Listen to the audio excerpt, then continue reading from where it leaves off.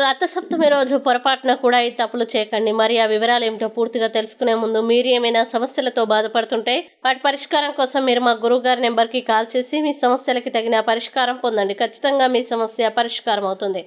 ఇక వివరాల్లోకి వెళ్తే పంచాంగం ప్రకారం మాఘమాస శుక్లపక్ష సప్తమి ఈ సంవత్సరం 2025 15 ఫిబ్రవరి గురువారం ఉదయం 10 గంటల 15 నిమిషాలకి ప్రారంభమై మరుసటి రోజు అంటే శుక్రవారం 2025 16 ఫిబ్రవరి ఉదయం 8 గంటల 58 నిమిషాలకి ముగుస్తుంది.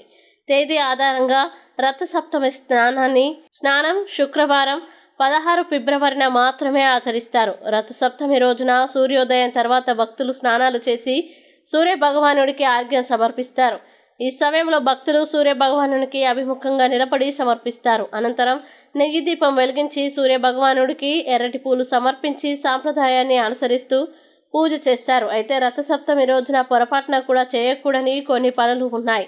ఎవరిపైనా కోపం ప్రదర్శించరాదు. వివాదాలకి దూరంగా ఉండాలి. ఇంట్లో చుట్టుపక్కల వాతావరణంలో శాంతి ఉండేలా చూసుకోవాలి.